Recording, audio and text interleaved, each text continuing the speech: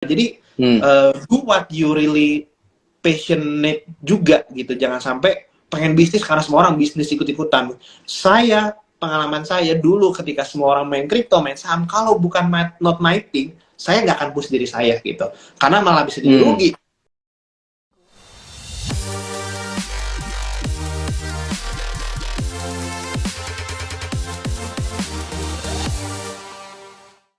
Hai coba teman-teman The Ngobis ya, teman-teman selamat malam semuanya, apa kabar ya? Semoga semua selalu sehat ya, selalu happy ya, selalu diberkati dan usahanya selalu lancar guys ya.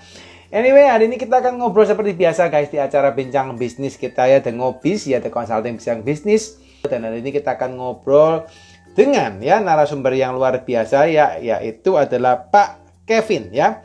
Pak Kevin Tania ya, beliau adalah founder dari Larasati Indonesia dan Dekat Rumah ya. Dan hari ini kita akan ngobrol panjang lebar guys soal terkait dengan bagaimana sih bisnis startup ya yang masih berpotensi di tahun ini sampai tahun depan ya. Mengingat juga teman-teman mungkin juga tahu kondisinya banyak berita yang mengatakan akan ada resesi gitu ya, ada resesi 2023 resesi. Nah, itu gimana sih guys ya? Anyway, kita kalau tahu berita itu juga ya kita perlu was-was ya, tapi kita juga harus tahu apa yang harus kita lakukan. Dan untuk itu teman-teman kita harus belajar, kita harus mempersiapkan diri kita supaya nantinya kita bisa mempersiapkan terkait dengan rencana gitu ya, bukan rencana, kemungkinan gitu ya, kita ada resesi ke depan ya. Gitu teman-teman, sekarang saya akan coba invite dulu narasumber kita ya.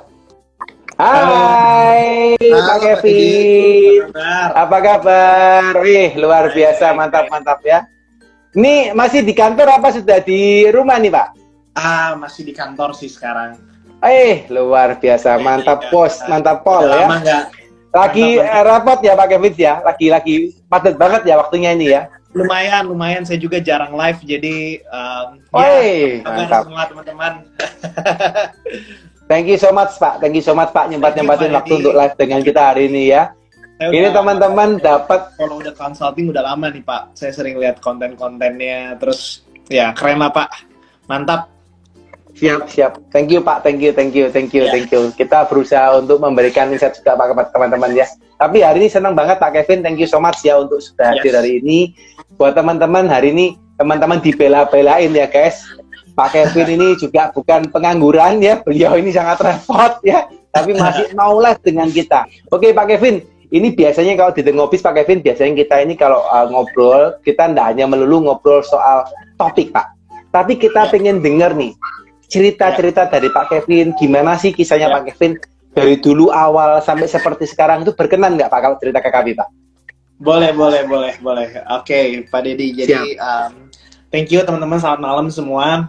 Jarang-jarang saya share juga, bisa ngobrol bareng di live kayak gini.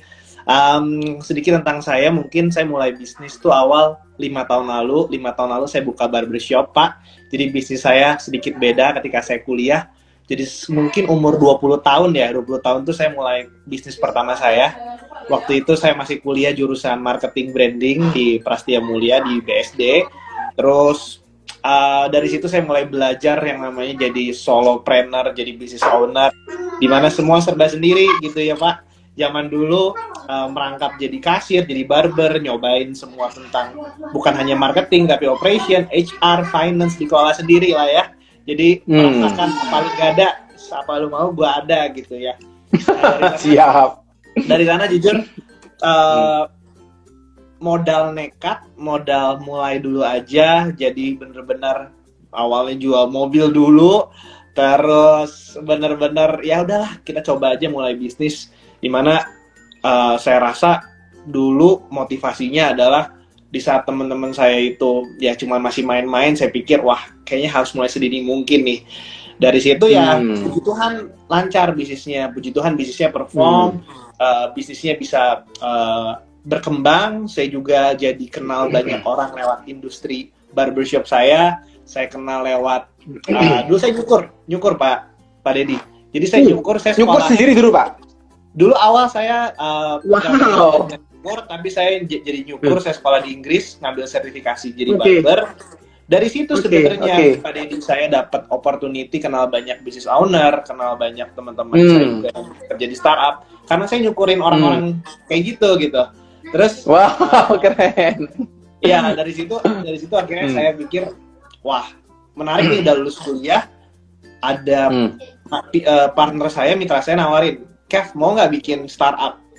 It's a different game kan Pak. Kalau kita ngomongin small business sama startup, memang sama bisnisnya, tapi cara mainnya mungkin beda ya. Cara kita grow the company and everything is totally different. Dan dari situlah akhirnya saya sekarang bangun Larasati Indonesia. Jadi Larasati sebenarnya sekarang e-commerce jewelry di Indonesia, di mana kita jadi one stop untuk jadi destinasi orang nyari emas, nyari perhiasan emas di seluruh dari Sabang sampai Merauke gitu. Jadi saya pengen mendistraksi yang namanya perhiasan emas gitu, yang dimana perputaran industrinya itu sangat besar sekali Pak. Jadi udah jadi kayak behavior orang tuh di daerah-daerah tuh transaksi kayak ke toko emas gitu. Dan saya pengen go online itu. Kebetulan partner saya juga one of the biggest manufacturer gold di Indonesia. Jadi sekarang saya handle startup ya Larasati itu dengan bisnis sampingan yaitu barbershop. Gitu Pak. Nice. Malah bisnis yang pertama jadi sampingan sekarang ya Pak ya? Sampingan, jadi ya lumayan udah pasif lah. Udah pasif, udah semua, jadi lumayan oke lah, doing well. Siap. Mantap. Jadi selama itu berarti kurang lebih sampai dari awal buka barbershop sampai sekarang ini almost berapa tahun Pak? Total sekarang 5 tahun Pak. Jadi jalan 5 tahun. 5 tahun ya? 5 tahun, ya. 5 tahun baru. Oke. Ya. Wow, keren. Pak, penasaran Pak, apa yang Anda lakukan dalam 5 tahun itu sampai akhirnya Anda bisa mengatakan bahwa bisnis barbershop Anda menjadi pasifnya Anda atau menjadi ibaratnya Anda nggak usah pikirin tapi udah jalan gitu. Apa Pak yang Anda lakuin Pak? Kok sampai bisa seperti itu? Ya, the beauty dari, banyak follower saya tuh kadang-kadang banyak barber owner juga, banyak barberman juga. Kalau saya boleh sedikit cerita, kenapa saya bisa bilang sekarang lumayan passive income? Karena akuisisi konsumen atau marketing activity yang saya lakukan udah saya nggak pernah pakai. Karena loyal customer yang namanya service industry itu enak banget. Lifetime value-nya panjang banget Pak. Jadi customer lifetime value orang tuh sekali puas, sekali saya marketing tahun pertama, tahun kedua, mereka balik lagi bawa temennya, bicarain ke keluarganya, bawa partnernya, bawa siapapun itu untuk datang ke barbershop saya. Jadi growth-nya organik. Jadi akuisisinya sekali, tapi mereka bisa datang bawa temennya, datang lagi bulan depannya secara organik gitu. Itu pertama.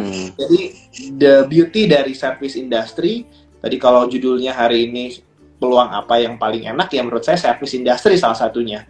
Kita nggak perlu ada inventory, dan kita kurangin banget yang namanya fixed cost Pak. Kalau teman-teman sadar, kalau sekarang saya menganut sistem yang namanya kemitraan di bisnis saya. Jadi semuanya jadi partner. Jadi kayak bermitra, kita bagi dua sama barber-barber kita. Dan ketika barber kita bagi dua secara expense, itu kita jadi rendah banget dari sudut pandang business owner. Dari situlah semua pihak diuntungkan. Customer loyal sama barbershop kita, barber kita juga dapat penghasilan yang oke, dan itu saya lihat jadi satu ekosistem yang menarik gitu.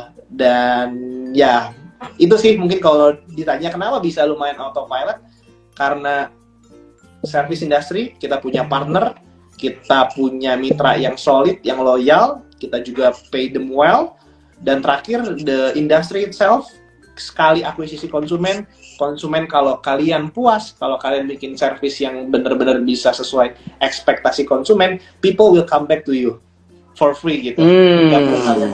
Oke. Iya. Oke, nice.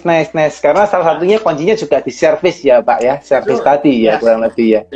Oke, nice. Pak, penasaran juga nih Pak. Tadi Anda sampaikan bahwa Anda kerja pertama dari barber gitu ya, sebagai barber, and then Anda buka barbershop gitu ya. Anda buka cukup lama, 5 tahun, Anda sekarang masih di autopilot ya. And then Anda sekarang switching Pak, masuk ke bisnis perhiasan gitu ya. Apa Pak yang melatar belakangnya Anda kok sampai Anda bisa lari ke sana? Oke. Good question. Jadi teman-teman kalau mungkin tahu perjalanan saya ya, banyak yang ngikutin. Awalnya itu saya bener-bener ya cuman orang biasa lah, kayak bener-bener nggak punya relasi, nggak punya apa-apa. Jadi saya orang tipe yang nyemplung dulu Pak. Saya nggak sesuai passion. Dulu barbershop saya lihat, saya selalu mulai bisnis tuh berdasarkan marketnya ada dulu nggak nih, ada passion, ada bukan dari passion dulu, tapi ada nggak nih marketnya? How big is the market? Ternyata kalau lihat barbershop industry, wah gede juga ya. Orang pasti setiap sebulan sekali, dan di kota kelahiran saya di Bandung itu jarang barbershop yang didesain dari segi branding, dari segi service itu as good seperti barbershop di luar negeri gitu. Saya pikir market is big, orang butuh cukur, orang suka gitu kan. Tapi saya pikir lagi gak bisa di scale terlalu besar karena it's a people business gitu. Orang datang ke barbershop bisa jadi yang terbaik di kotanya, itu sangat possible. Tapi kalau untuk scalability, nggak tahu nih dari Pak Deddy gimana ya. Kalau dari saya yang paling isu adalah standarisasi, karena it's an art, bisnisnya art. Jadi kita cocok-cocokan Pak.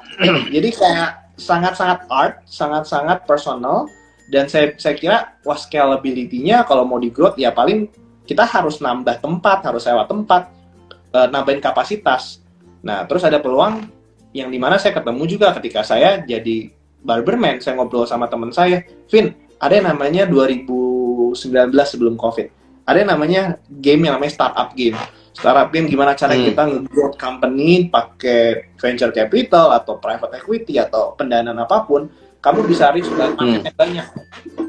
Terus gue bilang, oke, tapi bisnis modelnya gimana? Bisnis modelnya simple. Kalau lu harus cari yang market size-nya besar, yang pertumbuhan industrinya oke, yang udah lama, dan lu disrupt di sana, dan lu main di sana. Dan akhirnya saya ketemu partner saya ini yang memang punya pabrik emas, dan saya lihat, wah gila ya, perputaran toko emas sehari di toko-toko emas besar di Indonesia tuh gede banget gitu ya.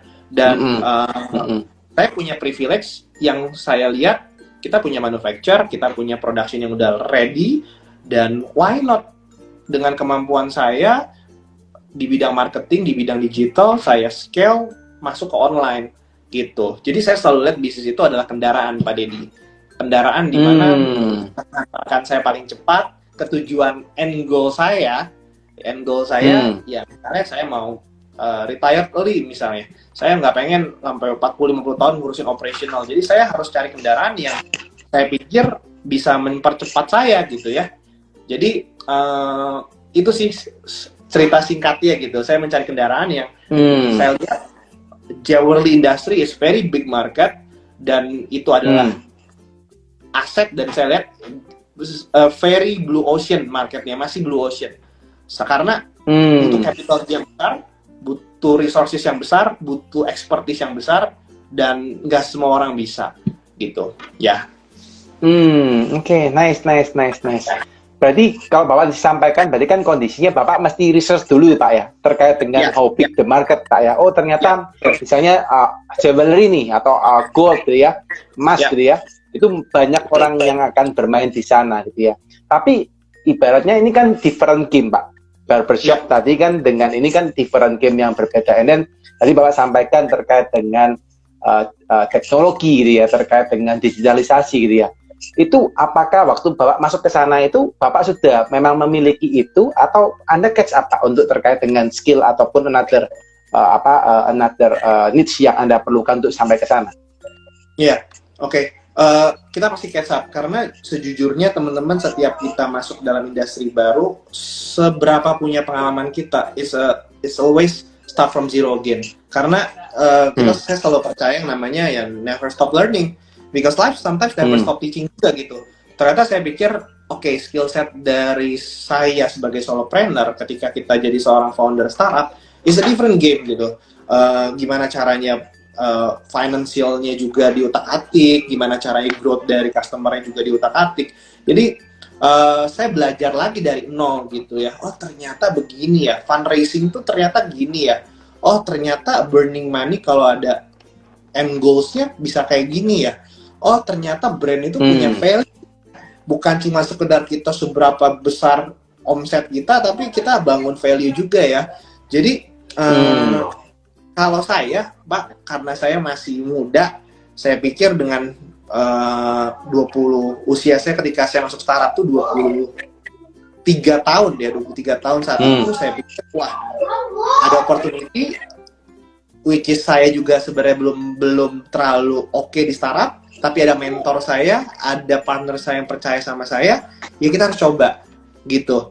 Jadi kebanyakan orang takut, justru kita nggak punya skill set itu, tapi menurut saya justru ada pintu yang lagi dibuka, kita masuk aja dulu, kita nyemplung dulu. Ketika lo nyemplung nanti tahu gimana caranya berenang. Jadi ya try everything gitu. Oke. Nice Pak, nice. Jadi malah Anda ada mulain lagi dari nol dan Anda belajar lagi Pak ya terkait dengan all about jewelry gitu ya. Betul. Karena kan different game dengan barber itu mesti ngomong soal apa type or anything gitu Pak ya terkait dengan jewelry gitu ya. Betul. Oke, nice. Oke, Pak, pengen dapat dengar nih Pak. Kalau tak lihat juga Bapak kan sering sharing ya Pak terkait dengan about bisnis gitu ya, terkait dengan bisnis dan anything ya di dalam Instagram Bapak gitu. Bahkan Bapak juga sering melatih teman-teman terkait dengan bisnis gitu ya. Menurut Bapak gitu ya, apa sih Pak langkah-langkah yang harus teman-teman pikirkan ketika mereka memang mau masuk ke bisnis startup Pak? Oke, menurut saya entry levelnya itu teman-teman harus jadi menurut saya Pak ya, ini ada sekalian saya juga boleh sharing dulu. Saya mikirnya tuh startup tuh harus tech, harus sesuatu yang lu canggih banget gitu. Dulu zamannya 2018 mungkin Gojek gitu ya, kita harus bikin kayak Gojek, bikin kayak Traveloka, whatever it is yang very tech company. Sebenarnya justru enggak gitu. Kita lihat justru sekarang trennya kayak justru kayak kopi kenangan bisa jadi sampai unicorn atau apapun itu yang ternyata gila ya. Kenapa ya bisa jualan kopi atau jualan produk yang sebenarnya is very simple business yang udah ada bisnisnya tapi bisa jadi startup gitu. Kalau saya bisa rekomend teman-teman sebenarnya kan kita nyari growth dari sebuah bisnis kita. Tapi sebelum teman-teman nyari growth, teman-teman nyari pendanaan, teman-teman bikin market activity, teman-teman harus ketemu dulu product market fit-nya gitu. Product market fit atau service market fit kalau saya bisa bilang. Kenapa? Percuma kalau kita mau spend seberapa ratusan juta yang mau kita spend di marketing, tapi kalau produk kita people don't buy, people don't like, produk lu ya nggak akan selamanya bakar uang terus, bakal habis juga uangnya gitu. Mau di growth secara startup pun dengan partner manapun, kalau produknya nggak disukain, produknya nggak relevan, ya people don't buy the product gitu kan. Jadi saya selalu bilang entry point-nya teman-teman harus come up dengan yang namanya product market fit dulu nih. Sesimpel apapun, tapi kalau your product solve people kebutuhan orang gitu ya, pasti orang itu cari. Dan enak banget. Semakin bagus, semakin cepat produknya dicari, semakin murah cost kita, semakin bisnis kalian bertumbuh gitu. Dan itu satu menurut saya. Jadi cari produk market fit, baru nanti teman-teman tinggal melakukan namanya fundamental bisnis ya, operational, finance, HR, dan juga marketing gitu. Kesalahan saya, kalau saya boleh share tadi ya, kalau mulai startup, karena saya juga orang masih baru di startup, baru 2 tahun, saya tuh mikirnya pokoknya growth terus ya. Pokoknya kita burning money, kita cari traction, kita pertumbuhan user yang harus banyak gitu ya. Tapi ketika sekarang, kemarin COVID, sekarang mau ada resesi gitu ya, desas-desusnya semuanya, justru back to fundamental gitu. Secara finansial harus benar, secara unit ekonomik bisnisnya masuk gitu kan ya Pak ya. Secara yang Pak Deddy lebih jago ya, secara accounting itu harus benar-benar dihitung, perpajakan harus pintar gitu. Nggak bisa kita cuma sekedar bakar uang berharap kita bakal exit dibeli bisnisnya gitu ya. Kita mau IPO, nggak bisa. Justru sekarang dengan adanya koreksi kayak gini, saham-saham tech company banyak yang turun, justru balik lagi nih, bisnis sebenarnya it's all about fundamental. Fundamentalnya bagus, kita pakai apapun, cara apapun, ya pasti bertumbuh gitu. Jadi saya selalu bilang kalau teman-teman mau mulai bisnis atau mulai startup, cari produk market fit yang teman-teman tuh tahu, teman-teman tahu marketnya, teman-teman tahu ini masuk secara hitung-hitungan bisnis, dan teman-teman ada punya mentor, punya pendampingan, punya partner yang bisa ngelengkapin operasional bisnis kalian day to day juga. Itu sih. Oke. Jadi penting dulu ya Pak ya untuk punya product market fit-nya dulu ya Pak. Ini the key I think ya. Key-nya itu dulu baru bisa ngelakuin anything else ya Pak untuk ngembangin usahanya gitu ya. Oke. Pak, kalau Bapak lihat fenomena startup ini kan sekarang banyak sekali toh Pak startup yang bermunculan gitu ya. Itu apa Pak? Kalau misalnya Bapak lihat itu apakah sebagai ancaman, sebagai tantangan, atau apa Pak? Kalau dari versi Bapak sebagai pelaku di dunia startup Pak? Oke, good. Jadi teman-teman kalau saya bisa lihat ya, sekarang itu zaman makin terbuka banget gitu ya. Zaman makin terbuka, zaman makin sangat kompetitif. Online pertumbuhan e-commerce kalau saya bisa bilang dari 5 tahun terakhir itu sangat-sangat besar sekali gitu ya kenaikannya gitu. Kan kalau teman-teman bilang sekarang udah padat, 5 tahun lagi saya jamin makin lebih padat. Sekarang ya kan, 5 tahun lagi makin lebih padat gitu. Sangat pertumbuhannya gila banget Pak. Zaman saya kuliah itu bikin bisnis online tuh ya, saya bisa bilang susah, nggak ada resourcesnya. Mungkin kayak masih coba-coba gitu sekarang. Sekarang banyak kita lihat platform orang live streaming di TikTok, jualan di TikTok, organic, without ads, without spending anything, as long as you can make a good content, itu bisa dapat omset juga miliaran gitu kan ya. Saya bisa bilang justru sekarang semakin mudah teman-teman, semakin mudah berbisnis dan semakin mudah orang itu udah shifting behaviornya dan orang itu gampang diri secara online gitu. Nah pertanyaannya, secara market lagi bagus gitu, tapi secara kita sebagai business owner, secara kita sebagai seorang founder, semakin banyak informasi yang harus kita ketahuin Pak. Kenapa saya bilang gitu? Harus semakin pinter belajar gitu. Sekarang ya dengan adanya kayak kemarin COVID, kalau kita nggak ngerti pajak, ada dapat insentif gitu ya Pak ya, kita nggak ngerti secara keuangan harus diapain, cuma jago jualan doang gitu ya, kita bakal kalah sama kompetitor kita. Jadi saya bisa bilang, bisnis yang survive ketika owner dan foundernya itu care juga sama bisnisnya. Mereka ngerti yang namanya fundamental bisnis secara total gitu, secara company, secara skill set itu tuh utuh gitu. Jadi kalau ditanya jangan takut untuk mulai bisnisnya karena justru trennya lagi naik. Tapi yang harus takut adalah kalau kalian tuh nggak mau belajar karena pasti ketinggalan gitu. Dulu yang nyaman main di marketplace ya Pak ya, sekarang terdisrupt sama TikTok, semua orang udah shifting. Akhirnya telat belajar, telat belajar, omset turun gitu kan ya. Dan biasanya malah yang disalahin akhirnya, wah ini kita akuisisi semakin mahal di online, kompetitor semakin banyak. Justru kita nggak bisa kontrol itu, yang bisa kita kontrol adalah kita upgrade skill kita. Oh tahu ya, sekarang ada mentorship apa, kita punya training apa, kita ada buku apa, kita belajar. Kita harus gaul, masuk komunitas. Dari situ menurut saya yang mindsetnya teman-teman harus dapat dulu gitu. Pasti makin rame, tapi makin susah, saya jamin. Tapi justru dengan adanya informasi yang sekarang overload di internet, ya kita justru sebagai founder, sebagai business owner harus punya mindset yang lebih kuat lagi, growth lagi gitu. Oke. Nice. Belajar terus guys ya, nggak boleh berhenti belajar nikinya ya. Oke. Pak Kevin, penasaran Pak? Kalau saya sering dengar nih Pak ya kan, karena beberapa startup founder ini kan memiliki berbagai aliran gitu Pak ya. Ada yang mereka memang concern the growth gitu ya, karena mereka pengen usahanya bertumbuh, mereka punya idealisme yang cukup tinggi gitu ya. Tapi ada juga yang karakternya grab and go Pak. Begitu mereka dapetin funding, and then mereka out gitu ya, dan pelan-pelan mereka take opportunity to exit gitu ya. How do you think about that, Pak? Oke, nggak ada yang salah semuanya. Banyak teman saya juga yang suka brand, jago business builder, very kreatif dalam segi marketing, dari segi cari produk gitu ya. Dan end goals mereka adalah dalam berapa tahun, setahun, 2 tahun, exit, jual, diakuisisi. Udah bener-bener mainnya kayak gitu ya.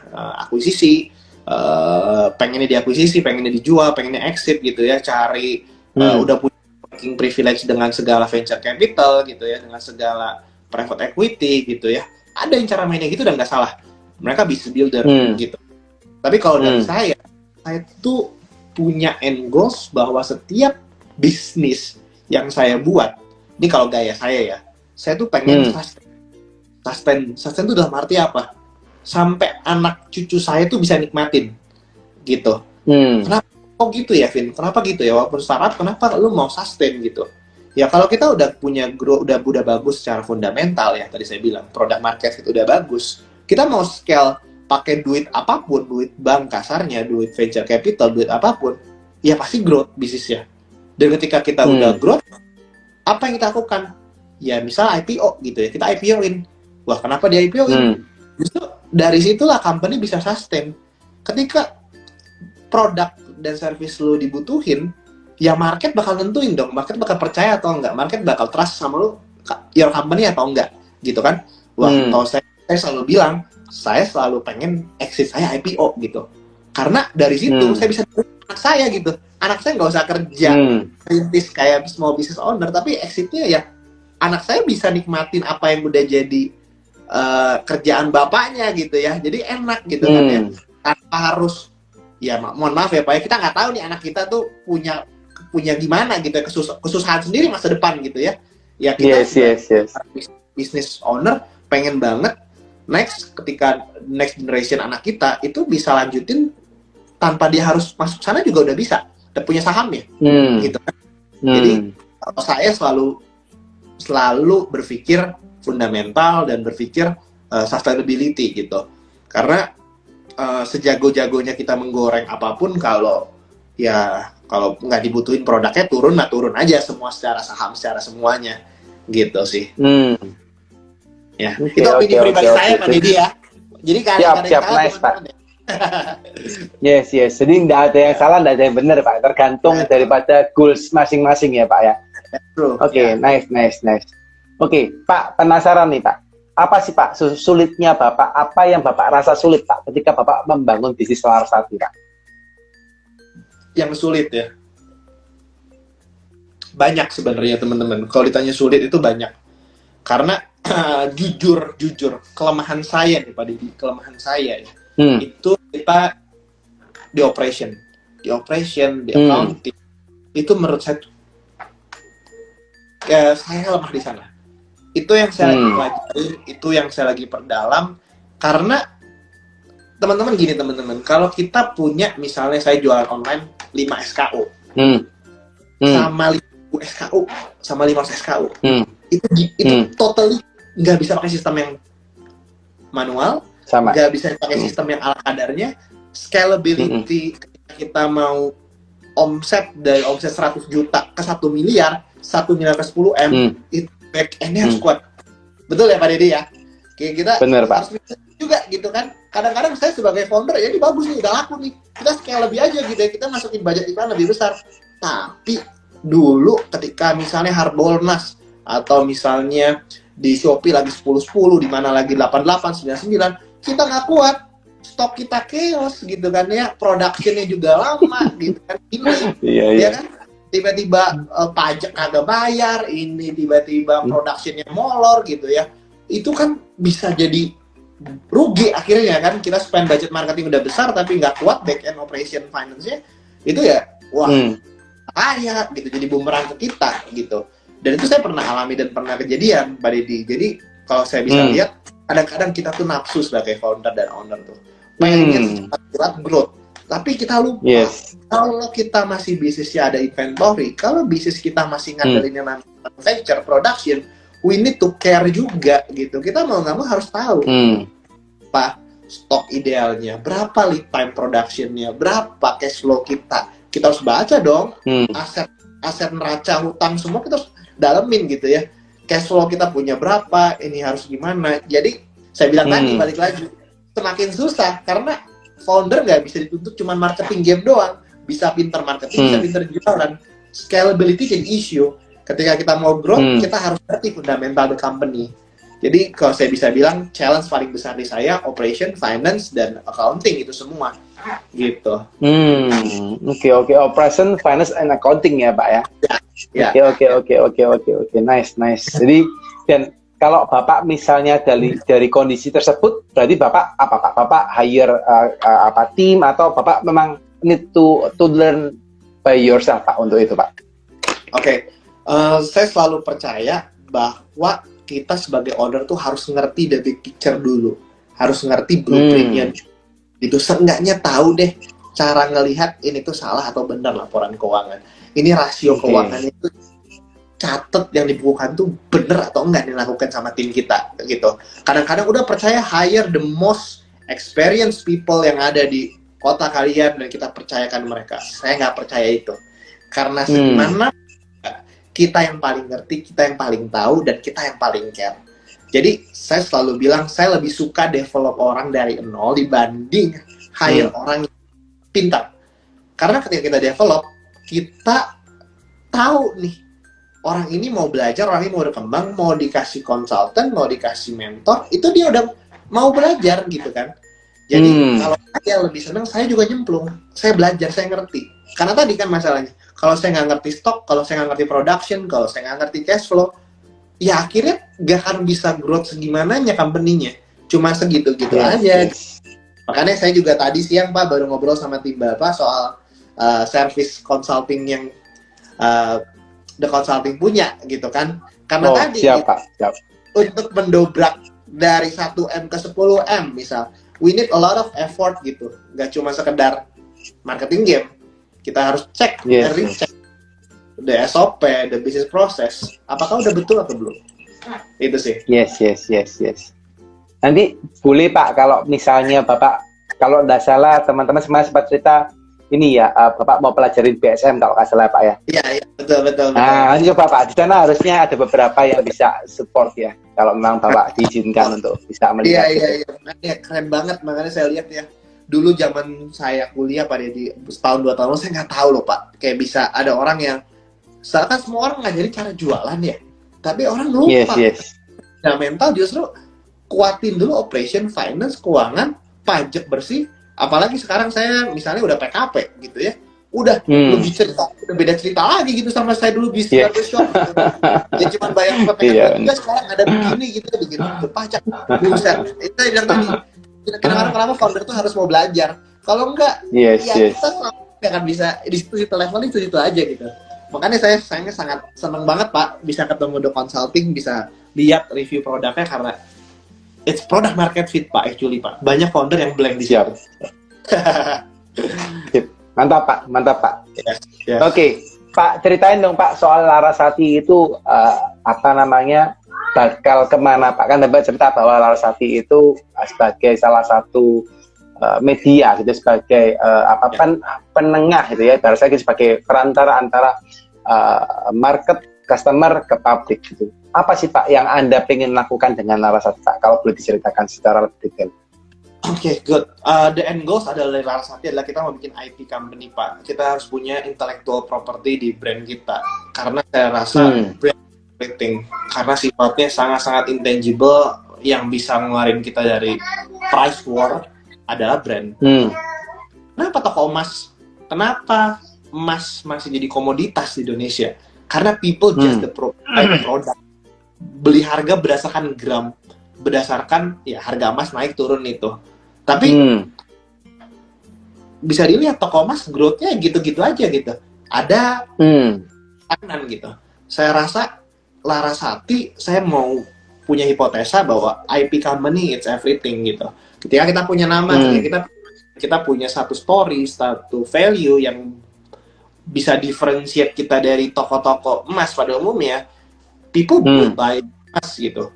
Simple as that. Jadi the end goals adalah gimana caranya kita bikin brand yang kuat, brand yang powerful, brand yang bisa inspire people, dan fun sama market kita, dan people don't buy the product, but people buy the stories, people buy the values, people buy the movement. Jadi end goal saya lalu saya bisa bilang bikin brand gitu. Oke. Berarti kalau saya nangkap dari Bapak yang sampaikan tadi, bikin brand ini kan ibaratnya Bapak jadi kayak brand yang bisa menjual emas atau perhiasan dari berbagai macam pabrik ya Pak? Ya. Apa jadi seperti itu? Ketika kita udah besar, kita bakal merangkul lebih banyak pelaku, pengrajin lokal, distributor atau apapun itu. Jadi end goals-nya adalah kita mau disrupt the whole industry, di mana kita at the same time we help untuk dapat konsumen juga gitu. Jadi saya sih big believer sama yang namanya branding juga gitu. Karena kalau enggak semua toko emas jual harga gramasi gitu, pada Sabang sampai Merauke berat per gram gitu. Gitu. Oke. The unique selling point dari industri jewelry adalah model yang dimana model itu kan sesuatu art gitu, kasih cuma di harga di tas berdasarkan gram doang, desainer capek-capek buat. Jadi saya bisa bilang gimana bridging the gap-nya, we build a brand, we build a platform gitu. Oke. Brand and platform ya Pak ya yang dibangun ya. Oke, menarik. Pak, kalau terkait dengan building brand, gitu ya, I think kan pasti butuh dana yang cukup besar ya Pak ya. Ya. Itu gimana Pak? Kalau Anda sebagai startup, gitu ya, apa yang Anda lakukan Pak? Karena kan dana itu kan pasti kalau ngomong brand ini kan pasti bahasanya bakar duit gitu di awal ya Pak ya. Itu apa Pak yang Anda lakukan terkait dengan itu?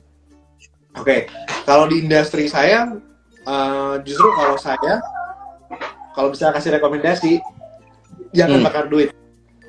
Mulai dari selling, ketika marketing selling udah ada yang beli, untuk keluar dari perang harga, baru branding.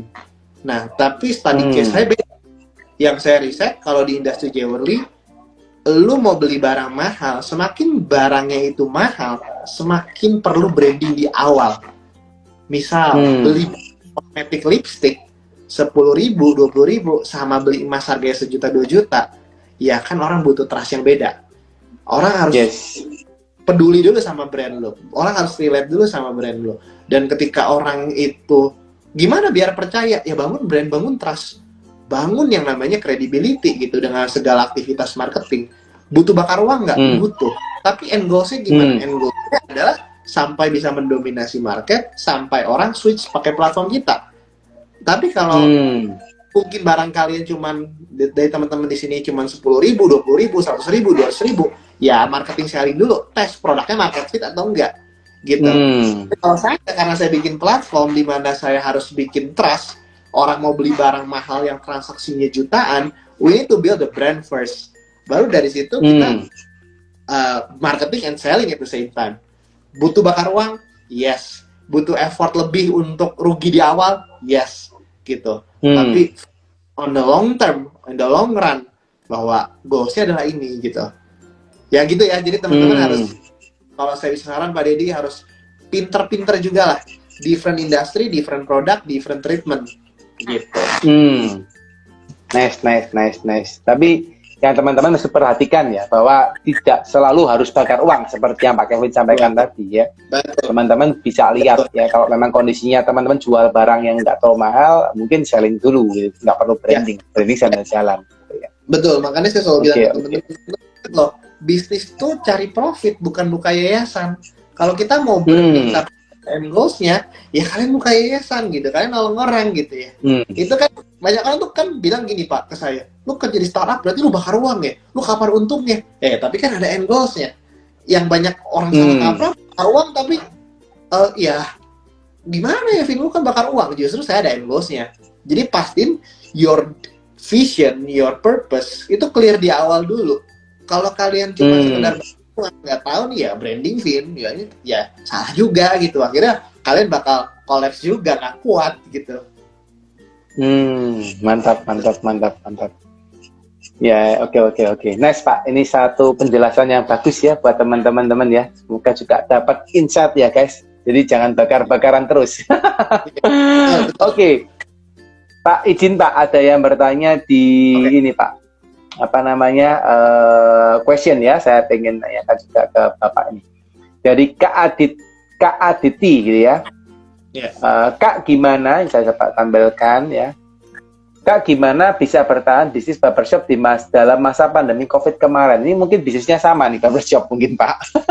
Mungkin ya. Oke.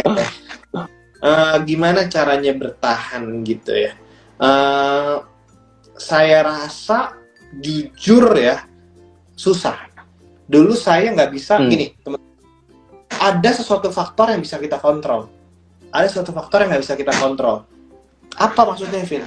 Kalau kita bisa kontrol nih, kalau servis kita jelek, kita sepi, itu kita bisa memperbaikinya.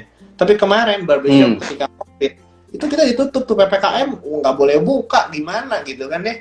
Nggak boleh Hmm. buka, apa yang dilakukan gitu kan? Orang pemerintah semua disuruh tutup gitu kan ya? Prokes harus ketat, orang jadi mulai takut keluar gitu ya, takut bersosialisasi, berinteraksi. Itu zaman Hmm. 2020 awal kan ya, teman-teman semua bisnis pasti ngerasain ya. Jadi dari situ saya mikir gitu, gimana caranya saya survive gitu. Gimana caranya sebagai founder nggak ninggalin timnya ketika sulit, masa-masa sulit kayak COVID kemarin. Hmm. Saya diversifikasi bisnisnya. Saya bikin kelas cukur, Pak, kelas Hmm. cukur online. Jadi saya bikin Hmm. akademi gitu. Saya ngajarin ke teman-teman yang mau Oke. potong di rumah, mau potong rambut anaknya di rumah, yang mau jadi barbershop keliling gitu ya. Saya ajarin itu karena Hmm. saya punya ilmunya. Saya sekolah di Inggris, belajar potong rambut, Hmm. ambil license barber gitu. Dan saya pikir, wah, is a big business. Orang nyari Hmm. side hustle, nyari peluang di saat pandemi, dan saya empower tim saya untuk gimana caranya lu bisa public speaking, lu bisa communicate skill set lu ke audiens yang lebih luas lagi. Jadi at that time source of income saya selama sebulan 2 bulan ketika PPKM total dilakukan, ya saya bikin course online. Saya harus pivot ke dalam yang saya lihat masih potensial gitu ya. Jadi dari situ saya bisa survive, puji Tuhan gitu ya. Puji Tuhan bisa survive. Dan ketika COVID itu beres, karena semua orang udah gondrong, at the end people will come back to your barbershop gitu. As long as orangnya masih sama, tempatnya masih sama. Dan justru teman-teman, ketika lu position yourself as a local business, people will help you. Trust me. People will help you more, even more gitu loh. Banyak banget barbershop. Saya dapat tips tuh banyak banget. Kalau kita pandemi kemarin ya, local business, coffee shop, local restoran, local barbershop, everything itu bakal lebih orang appreciate dibanding big company. I don't know ya. Itu hipotesa saya dan terjadi gitu. Semakin lu position bahwa lu tuh, gue tuh ngerintis nih, gue tuh startup, gue tuh local, people will support you more.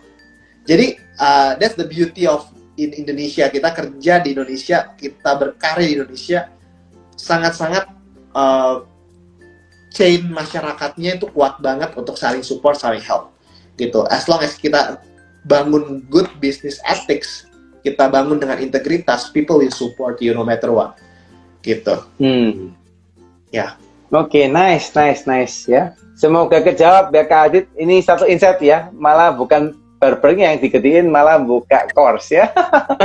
Memang harus kreatif ya Pak Kevin ya, kita sebagai entrepreneur Pak Kevin ya. Nice.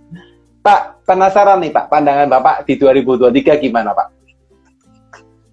2023 ya, kalau saya bisa lihat secara makro ekonomi total, memang semua juga ya kita sama-sama tahu gitu ya, inflasi is real, suku bunga naik gitu, tightening semua, inflasi di mana-mana ya.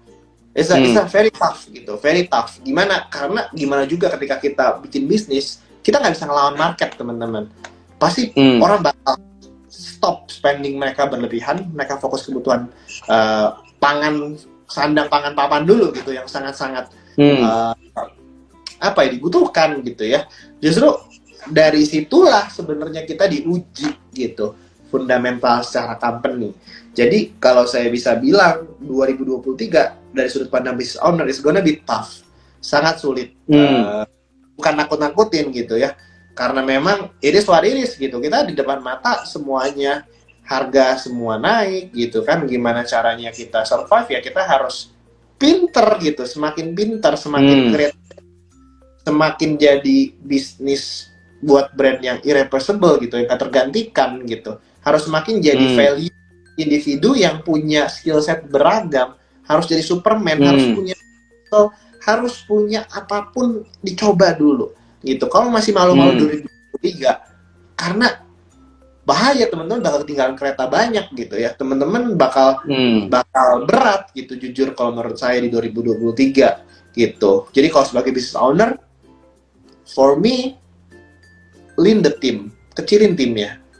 Tapi role-nya diperbanyak. Nggak salah kok punya satu orang punya role banyak tuh nggak salah. Kamu jadi business owner, karena kita business owner rintisan, kita mau nggak mau jadi CMO, jadi COO, jadi CMO, jadi CEO. Mau nggak mau. Iya. Ya kan, Pak? Ya kan? Ya, Pak. Sejujurnya gitu. Kita mau nyobain brand. Sejujurnya. Nggak bisa idealis. Nggak bisa idealis gitu. Kalau memang kita nggak sanggup bayar, kita kan udah truth gitu. Kita nggak sanggup bayar. Mau nggak mau, gue harus terjun langsung. Bikin online shop. Bikin sendiri, packing sendiri. Balas chat sendiri. Ya kan? R&D sendiri. Ya kalau nggak survive. Jadi judulnya menurutnya survival mode. Gimana caranya semakin pintar kita survive, semakin kita bisa comeback stronger di tahun-tahun yang akan datang. Pasti ada rebound. Pasti rebound. Gimana juga orang pasti naik lagi. Gitu. Tapi sekarang end goals-nya adalah survive 2023. Kalau saran saya. Oke. Pak, kata-kata survive ini apakah berarti bila teman-teman yang pengen buka usaha di 2023 baru, itu malah mungkin jangan dulu, Pak? Atau gimana, Pak, menurut Pak?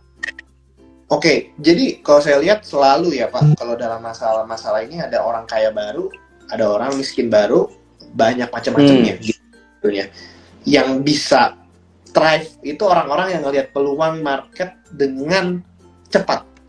Kayak COVID kemarin, teman saya ngambil peluang, masukin masker pertama, masukin alkes pertama, gitu. Di saat orang mau save the cash, taruh uangnya, mereka beli, masukin impor, ya kan? Ada lagi yang misalnya dapat saham murah, ambil saham murah, saham-saham blue chip, diambil, masuk, gitu kan? Ada lagi yang tiba-tiba bisnisnya ganti haluan, gitu. Semua jadi dagang online. Yang tadinya nggak mau masuk offline, jadi mau nggak mau ngambil kursus marketing buat gimana caranya gue berkembang. Akhirnya thrive. Jadi menurut saya tergantung nyalinya, tergantung sepintar apa kalian riset, tergantung sepintar apa kalian learning new stuff dengan waktu yang cepat. Itu individu yang bakal dapat biggest advantage gitu ya di tahun depan. Oke. Jadi tidak malah kita tahun depan tuh kita posisi bertahan ya, Pak ya, tapi tergantung daripada kondisi masing-masing ya. Betul. Karena gimana juga saya bisa bilang nggak bisa ngelawan market kok. Saya juga dulu nggak bisa ngelawan yang namanya COVID, ya mau gimana gitu ya. Sepintar apapun inovasi kita, we need to survive. Kalau nggak survive, bisnis kita bangkrut. Nggak mau kan bangkrut, naikin value-nya. Ambil role lebih banyak. Ambil peluang lebih banyak. Gitu. Oke. Jadi teman-teman yang sebagai pengusaha guys ya Anda mau nggak mau di Superman dulu lah di awal gitu ya. Jadi nggak bisa Anda idealis hire tim gitu ya. Tapi kalau punya duitnya nggak apa-apa juga ya guys ya. Kalau mungkin dananya belum cukup ya jadi Superman dulu lah di awal-awal ya, apalagi tahun depan tuh ya. Tapi tetap bisa lah, seperti Pak Kevin sampaikan, pasti selalu ada peluang itu. Setiap bahasanya ancaman gitu ya. Setiap ancaman itu pasti ada peluangnya juga. Nggak bisa Anda ngomong ancaman tok gitu ya, Pak Kevin ya. Oke. Pak, boleh nggak Pak kasih beberapa clue gitu Pak? Mungkin kan Anda juga sudah sering melakukan research, mungkin Anda juga sudah berkecimpung di dunia startup, ya dunia entrepreneur juga sudah cukup lama gitu ya. Apa sih Pak? Tadi Bapak sempat sampaikan clue-nya kan di jasa gitu ya, terkait dengan bisnis yang bisa dikembangkan. Tapi kalau mungkin Bapak sempat mereview sekilas gitu Pak, kira-kira bisa apa sih Pak yang mungkin masih seksi gitu ya Pak di 2023 terutama dengan bisnis startup Pak? Oke. Bisnis yang seksi 2023, bisnis yang generate cash flow banyak. Bisnis yang menurut saya cash and carry bahasanya ya Pak ya. Saya nggak suka bisnis yang pokoknya dulu customer tuh bayar tempo, customer itu nunggak dulu, bisa utang dulu. Saya nggak suka. Karena gimana pun kita nggak bisa ngontrol gitu kan. Kayak COVID kemarin banyak akhirnya nggak bisa bayar suppliernya gitu kan ya, nggak bisa bayar utangnya, itu banyak banget gitu. Dan it's happening. Mau big company, small company, kalau memang nggak bisa bayar mau gimana gitu ya. Tapi kan kita uang kita barang kita udah kita kasih ke sana kan.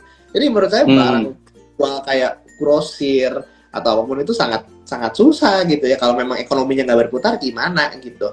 Jadi saya selalu bilang bisnis yang bakal survive adalah bisnis jasa, saya bisa bilang. Dan selain jasa oke, saya jelasin dulu kenapa jasa gitu. Karena sifatnya we don't have perlu invest banyak, as long as you punya expertise, as long as you punya trust, as long as you punya networking, as long as you punya skill communication yang baik, as long as you deliver the project, deliver the outcome yang pengen klien punya gitu ya. Udah gitu, dan semua itu bisa dipelajari skill setnya. Jadi saya bisa bilang nggak mahal. Kalau sekarang kalau saya mau bikin brand perhiasan emas, berapa banyak capital kita, berapa banyak kalau kita mau sepatu gitu ya, sepatu mau ngimpor, bikin kosmetik, berapa MOQ-nya, berapa uang di awal yang kita taruh. Apalagi marketing itu nggak pasti teman-teman. Marketing itu kita bakar uang, belum tentu bisa dapat 10 kali, 20 kali, 5 kali sekarang. Ya kan? Nggak pasti gitu. Jadi kita harus mengurangi ketidakpastian itu. Dengan margin produk yang besar, dengan expense yang kecil, apa itu? Bisa jasa pertama. Kedua, teman-teman bisa itu bangun yang namanya, sekarang saya lihat local business sih. Saya lihat local business itu jadi lebih seksi gitu. Karena local business itu menurut saya easy to scale, easy to kill juga gitu. Ya udah, kalau kadang-kadang teman saya buka franchise murah, buka apapun di depan rumahnya, buka catering, buka apapun gitu. Coba dulu gitu kan.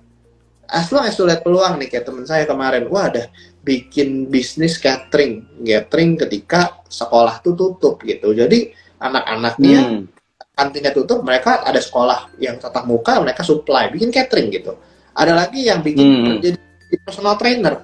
Personal trainer jasa kan teman-teman. Jadi banyak banget sebenarnya ketika lu lihat lingkungan sekitar lu berada di daerah lu, di local area lu bakal bikin local bisnis apa yang kira-kira dibutuhin sama local area gua ya.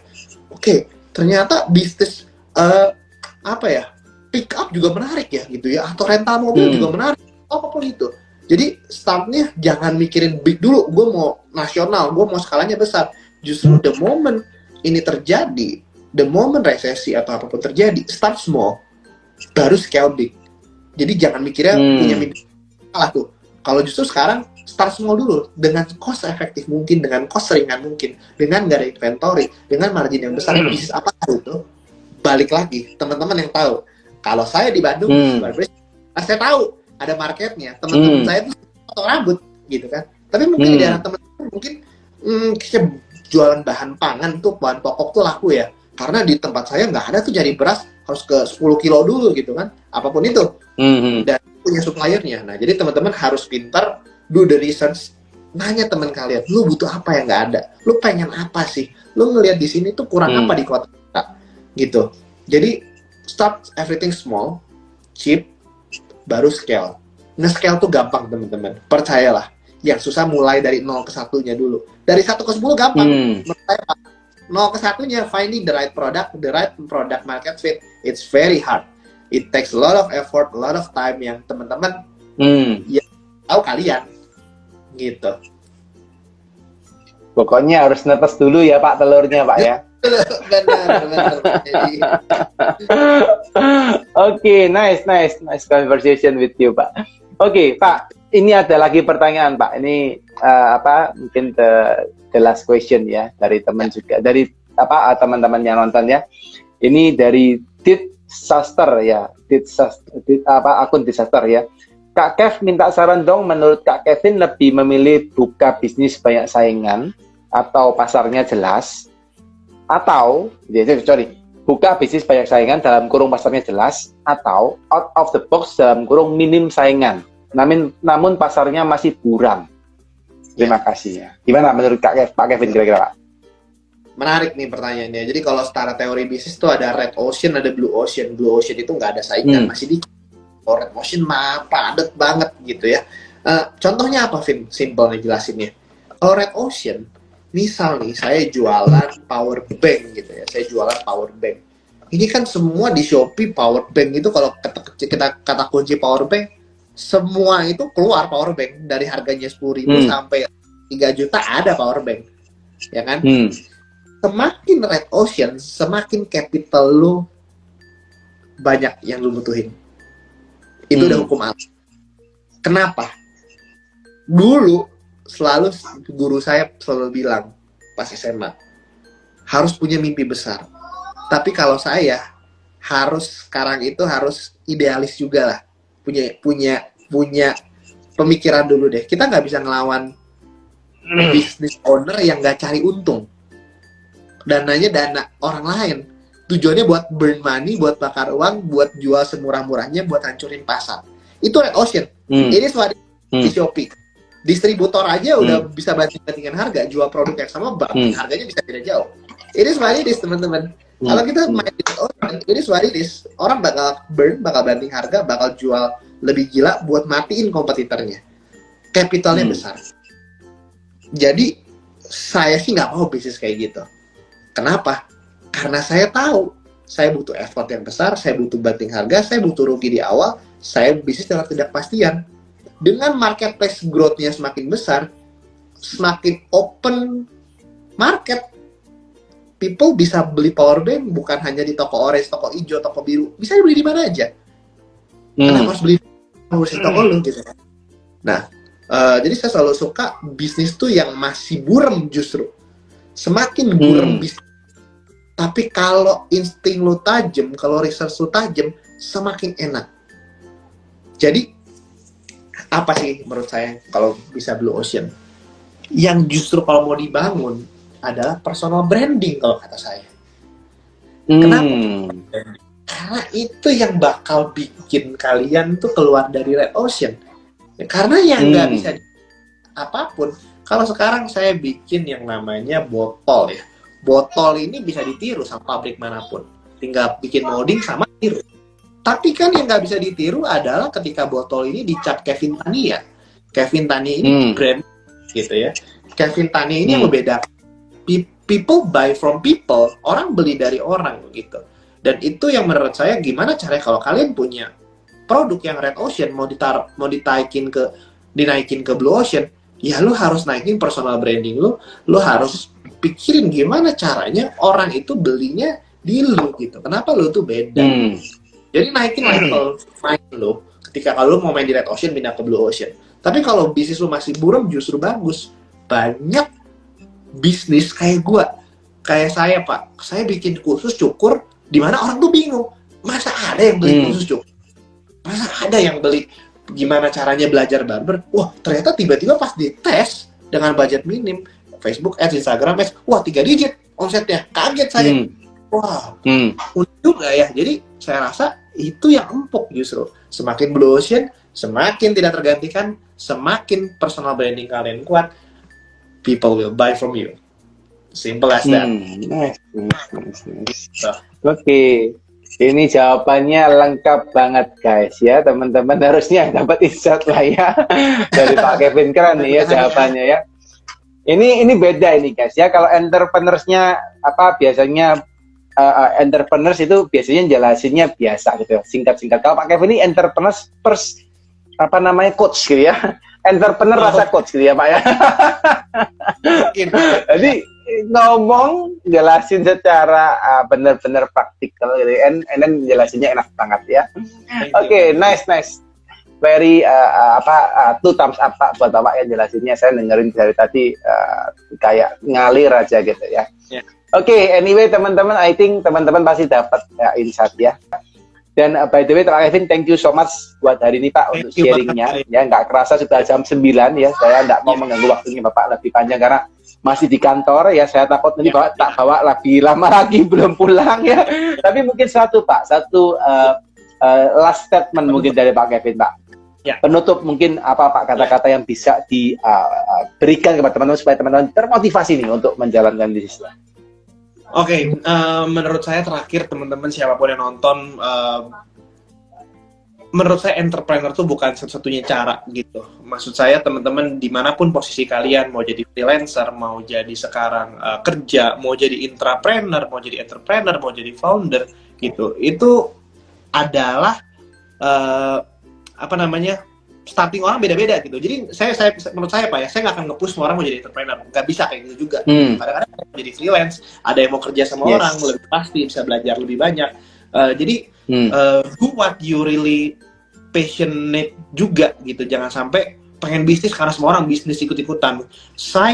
Pengalaman saya dulu ketika semua orang main kripto, main saham, kalau bukan not my thing, saya nggak akan push diri saya gitu. Karena malah bisa jadi rugi. Jadi saya selalu bilang, entrepreneur mungkin salah satu cara, tapi bukan the only way teman-teman harus buka bisnis. Walaupun saya businessman, tapi saya selalu encourage teman-teman, nggak salah kok jadi entrepreneur, masuk dalam organisasi, jadi seorang leader, jadi seorang project manager, jadi seorang CEO, jadi seorang CMO, it's okay gitu. Jadi freelancer bekerja sama dengan startup founder juga it's okay gitu. Jadi at the end of the day, teman-teman gimana kalian bisa survive tahun depan, at the end of the day gimana caranya pekerjaan kalian bisa jadi kendaraan kalian untuk capai goals kalian, it's simple as that gitu. Mungkin itu kan kita itu ya. Nice Pak ya, apalagi kalau teman-teman sampai Evin tadi ya, kalau Anda kerjanya mati-matian jadi entrepreneur, terus begitu bos Anda liatin, wah ini anak ini bagus banget, ya udah angkat jadi partner. Wah, siapa tahu kan bisa juga. Bener deh. Kalian dapat saham ini yang besar itu mantap juga Pak, dapat saham. Yes. Isok. Iya bener. Ujung-ujungnya entrepreneur juga pasti akan cari partner ya Pak Evin ya. Nggak mungkin akan kerja sendirian gitu ya. Oke, nice. Thank you so much Pak Kevin buat insight-nya malam ini ya. Thank you so much Pak. Semoga apa yang di-sharingkan tadi bermanfaat teman-teman Pak. Salam buat seluruh keluarga Pak. Semoga sehat-sehat, selalu diberkatin dan selalu sukses ya Pak ya. Amin. Thank you Pak Kevin. Thank you. Thank you teman-teman semua. Bye-bye.